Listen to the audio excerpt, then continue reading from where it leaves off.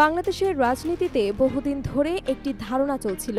তিনটি বিষয়: মুক্তিযুদ্ধ, নারী অধিকার এবং হিন্দু সম্প্রদায়ের নিরাপত্তা। জামায়াত ইসলামী এবং ইসলামী ছাত্র শিবিরকে প্রায় সবসময় পিছিয়ে রাখত।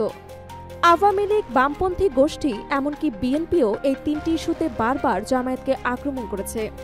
দুর্নীতি, অসততা বা স্বৈরাচারের অভিযোগ না থাকলেও জামায়াত মানে ছিল রাজাকার, মৌলবাদী এবং নারী বিরোধী। এতটাই প্রচারণা শক্তিশালী ছিল যে একসময় দলের নেতাকর্মীরা নিজেদের পরিচয় প্রকাশ করতেও দ্বিধা করতেন। আওয়ামী লীগের দীর্ঘ ১৭ বছরের শাসনামলে গণমাধ্যম এবং প্রচারণার মাধ্যমে জামায়াতকে অজনপ্রিয় করা হয়েছিল। কিন্তু ২০২৪ সালের পর পরিস্থিতি পুরোপুরি বদলে যায়। যে রাজাকার শব্দটি একসময় কলঙ্কের প্রতীক ছিল, সেটি হয়ে ওঠে স্বৈরাচার বিরোধী আন্দোলনের শক্তিশালী স্লোগান। রাস্তায় রাস্তায় ছড়িয়ে পড়ে তুমি কে আমি কে, রাজাকার রাজাকার। অনেকের মতে স্বাধীনতার ৫৪ বছর পর বাংলাদেশ দ্বিতীয়বার স্বাধীনতা লাভ করেছেন। এবার শুধু পাকিস্তানের হাত থেকে নয়, ভারতের প্রভাব থেকেও। এই নতুন ব্যাখ্যা তরুণ প্রজন্মকে জামায়াত শিবিরের দিকে টেনে আনছে। সম্প্রতি একটি জরিপে দেখা গেছে ১৮ থেকে ২৭ বছরের মধ্যে জামায়াতের সমর্থন অন্য দলের চেয়ে বেশি। এই ভোটারের ১২% জামায়াতকে ভোট দিতে চায়, যেখানে বিএনপির সমর্থন ৯%, আওয়ামী লীগের ৭%, আর নতুন দল এনসিপি মাত্র ৪%। এক সময়ের ভয় আর কুসংস্কারের দাগ ভেঙে আজকের প্রজন্মের কাছে জামায়াত নতুনভাবে গ্রহণযোগ্য হয়ে উঠেছে।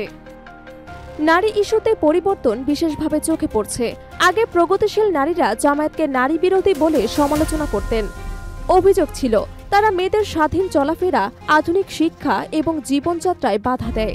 কিন্তু এখন বাস্তবতা সম্পূর্ণ ভিন্ন। ২০২৪-এর পর বহু নারী প্রকাশ্যে জামায়াত শিবিরের প্রতি সমর্থন জানাচ্ছেন। গ্রাম অঞ্চল নয়, শহর এবং উচ্চবিত্ত নারীরাও তাদের কাজের প্রশংসা করছেন। জামায়াতের মহিলা নেত্রীরা আন্তর্জাতিক পর্যায়েও দাওয়াত পাচ্ছেন, ইউরোপীয় ইউনিয়নের আলোচনায় অংশ নিচ্ছেন, বিভিন্ন কর্মসূচিতে সক্রিয়ভাবে কাজ করছেন। নারী সমর্থন ছাড়া জামায়াত কখনো ক্ষমতায় পৌঁছাতে পারবে না, এই ধারণা এখন প্রায় মিথ্যা হয়ে গেছে। নারী নিরাপত্তার প্রশ্নেও তাদের ভাবমূর্তি পাল্টেছে। ইফটিজিং, ধর্ষণ বা নারী নির্যাতনের ঘটনার সাথে যেখানে আওয়ামী লীগ এবং বিএনপির ছাত্র সংগঠনের নাম জড়িত, সেখানে জামায়াত শিবিরকে নিরাপত্তার প্রতীক হিসেবে দেখছেন অনেক নারী। সামাজিক যোগাযোগ মাধ্যমে অসংখ্য নারী নিজ অভিজ্ঞতা শেয়ার করে তাদের প্রশংসা করছেন। ধর্মীয় এবং সংখ্যালঘু ইস্যুতেও পরিবর্তন চোখে পড়ছে। বহুদিন ধরে বলা হিন্দু জনগোষ্ঠী জামায়াতকে ভোট দেবে না, কিন্তু বাস্তব চিত্র পুরোপুরি ভিন্ন। জামায়াতের অমুসলিম শাখার মাধ্যমে দেশের কয়েক লাখ হিন্দু সমর্থন বা নেত্রী তৈরি হয়েছে। ৫ আগস্টের আন্দোলনে তাদের অংশগ্রহণ অনেককেই অবাক করেছে। ইসলামী নীতিমালা অনুযায়ী সংখ্যালঘু সম্পদ দখল বা নির্যাতন নিষিদ্ধ, এই বার্তাটি হিন্দু সম্প্রদায়ের কাছে পৌঁছে গেছে। ফলে আওয়ামী লীগ এবং বিএনপির প্রতি আস্থা হারানো বহু হিন্দু পরিবার এখন জামায়াতকে বিকল্প শক্তি হিসেবে ভাবতে শুরু করেছে। জাতীয় নির্বাচন হোক বা স্থানীয়, ডাকসু নির্বাচন হোক, নারী এবং সংখ্যালঘু ভোটারদের বড় অংশ এবার জামায়াতকে সমর্থন দিতে পারে।